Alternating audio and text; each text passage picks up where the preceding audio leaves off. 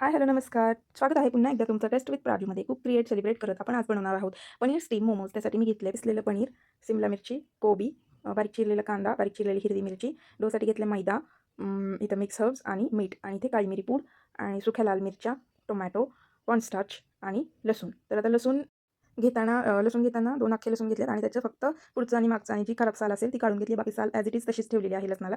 याच्याने टेस्ट खूप छान येते आपल्या चटणीला. अगदी बाहेर जशी मिळते तशी ती चवीला लागते. तर हे साहित्य आपण बघून घेतले. आता आपण चटणी करायला सुरुवात करूयात. तर चटणीसाठी मी इथे टोमॅटो, लसूण, सुक्या लाल मिरच्या आणि मीठ असं एकत्र गॅसवर ठेवणार आहे पाणी टाकून. पाणी जास्त टाकायचं नाही आहे. पाणी आपलं फक्त टोमॅटो बुडतील, मिरच्या बुडतील पाण्यात इतकंच पाणी घ्यायचं आणि ते उकळायला ठेवायचं मीठ टाकून. बाकी त्याच्यामध्ये काहीच टाकायची गरज नाही आहे. आर्टिफिशियल कलरची पण गरज नाही आहे, कारण आपण सुक्या लाल मिरच्या टाकल्यात त्याच्याने ऑलरेडी त्याला कलर छान येतो. त्यामुळे बाहेरचा कलर किंवा काही टाकायची त्याच्यामध्ये गरज नाही. तर आता हे छान उकळतं आहे. तर तोपर्यंत आपण पनीरचं पण जे स्टफिंग आहे ते तयार करून घेऊयात. त्याच्यासाठी मी ते किसलेलं पनीर, त्यामध्ये एकदम फाईनली चॉप केलेली कॅप्सिकम आहे, एक छोटी वाटी कॅप्सिकम म्हणजे ढोबळी मिरची आपली ती घेतली आहे. आणि त्यामध्येच बारीक चिरलेला स्वच्छ धुवून मी त्याचं पाणी एकदम काढून असं कोरडं केलेलं आहे. असं कोबी तुमच्या आवडीप्रमाणे ह्यामध्ये तुम्ही कुठल्या ज्या व्हेजिटेबल्स आवडतात त्या तुम्ही टाकू शकता. तिथे मी बारीक चिरलेला कांदा आणि 2 बारीक हिरव्या मिरच्या चिरून एकदम बारीक चिरून घेतल्यात. हे सगळं खूप छान फाईनली चॉप करायचं आहे. अगदी चॉपरमध्ये तुम्ही चॉप केलं तरी चालेल. तर हे सगळं आपण एकत्र करून घेणार आहोत. आता यामध्ये मीठ आणि जे आपले मसाले आहेत म्हणजे मिक्स हर्ब्स आणि काळी मिरी पूड हे आपल्याला एंडला टाकायचं आहे. कारण जर आताच त्याच्यात टाकलं मीठ वगैरे तर त्याला पाणी सुटेल म्हणून. आता तर हे छानपैकी मी मिक्स करून बाजूला ठेवून देते. तोपर्यंत आपलं तुम्ही इकडे बघू शकता आता की आपली चटणी चं जे आपण गॅसवर ठेवलं होतं टोमॅटो वगैरे त्याला किती छान उकळी आलेली आहे. तर त्यात आता आपण टोमॅटोची साल काढून घेणार आहोत बाजूला.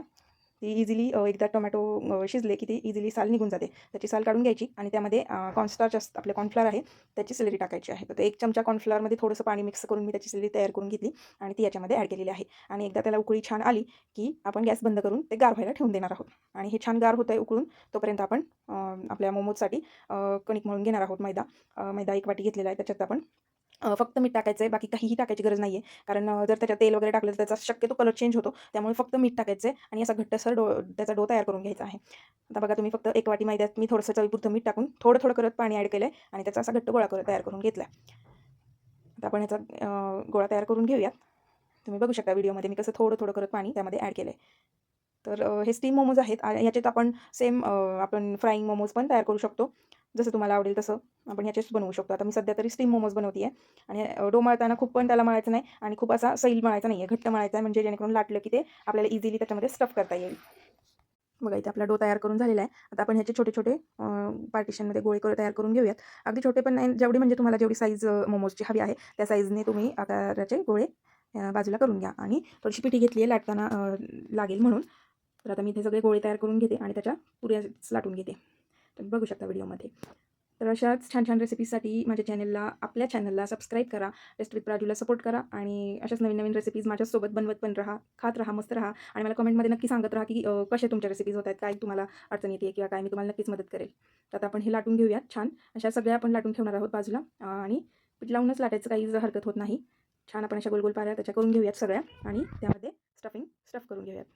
आता आपण सगळ्या पाऱ्या लाटून घेते मी आणि तोपर्यंत मला तुम्ही नक्की सांगा तुम्हाला माझे व्हिडिओज आवडतात का? काय मला मला चेंज केलं पाहिजे हे तुमच्याकडून मला ऐकायला खूप आवडेल. आणि आणखीन तुम्हाला कुठल्या नवीन-नवीन रेसिपीज बघायला आवडतील हे सुद्धा मला सांगा. मला नक्कीच ते हेल्प होईल. आपण लवकरच मसाल्याची सीरीज पण करणार आहोत सुरू. तर आता बघा आपण जे स्टफिंग मगाशी बनवून ठेवलं होतं त्यामध्ये हर्ब्स आणि मीठ आता मिक्स करून घेणार आहोत, कारण आता आपले मोमोज आपल्याला तयार करायचे आहेत. त्यामध्ये काळी मिरी पूड पण आपण ॲड करणार आहोत. तर ह्याचं सगळं साहित्य किती घेतलं काय घेतलं हे मी कमेंट पिन करेल, ते तुम्ही चेक करा. आता आपण हे सगळं सारण एक जीव करून घेऊयात आणि मोमोज तयार करून घेऊयात.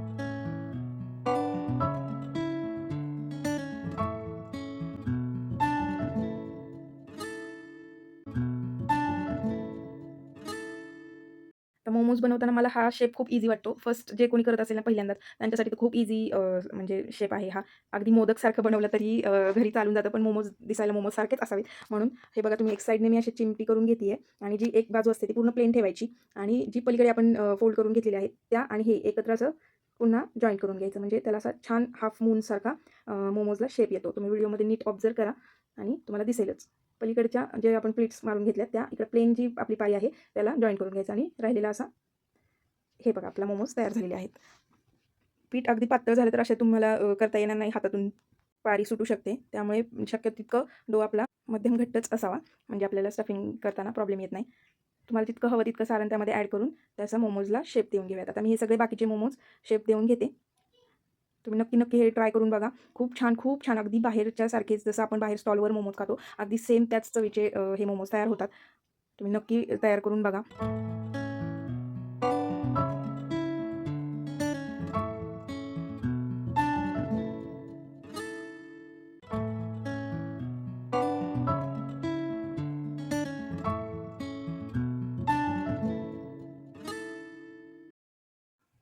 आता मी हे बाकीचे सगळे मोमोज स्टफ करून घेते आहे आणि ते झाले की ते होतंय तोपर्यंत आपल्या चटणीचं जे आपण बनवून ठेवलेलं टोमॅटोचं मिश्रण होतं ते पण थंड झालेलं आहे आणि ते आपण आता मिक्सरमध्ये बारीक करून घेऊयात.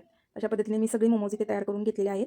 आता आपण जे चटणीसाठी लागणारं जे आपण मिश्रण तयार करून घेतलं होतं ते आता आपण मिक्सरला बारीक करून घेणार आहोत. एकदम थंड झाले बघू शकता तुम्ही, मी हात लावते. एकदम थंड झाल्यावरच मिक्सरमध्ये आपण त्याला बारीक करून घेऊयात, कारण ते गरम असताना अंगावर वगैरे उडू शकतं. तर शक्यतो काळजी घ्या, गरम गरम मिक्सरमध्ये ॲड करू नका ते. आता हे छान आपण बारीक त्याची पेस्ट बनवून घेऊयात आणि त्याचा कलर तुम्ही बघू शकता किती छान, अगदी बाहेर जशी चटणी मिळते आपली मोमोजची तशीच त्याला त्याचं टेक्स्चर आणि कलर टेस्टसुद्धा अगदी सेम लागते. तुम्ही नक्की ही रेसिपी फॉलो करा.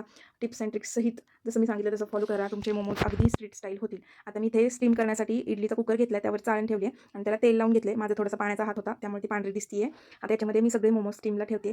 12 ते 15 मिनिटात आपले मोमोज तयार होतील. आता वरतून ह्याला ब्रशनी थोडंसं तेल लावून घ्यायचं आहे. मी बोटाने लावते कारण माझा ब्रश माझ्या जागेवरच नव्हता. लहान मुलं असली की घरातली वस्तू कुठे जाते समजतच नाही आणि वेळेला ती सापडतही नाही. आता बघू शकता तुम्ही आपले मोमोज स्टीम झालेले आहेत छान.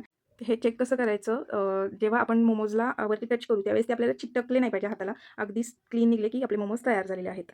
व्हिडिओ आवडल्यास लाईक, शेअर, सबस्क्राईब करायला विसरू नका. Thank you so much for watching.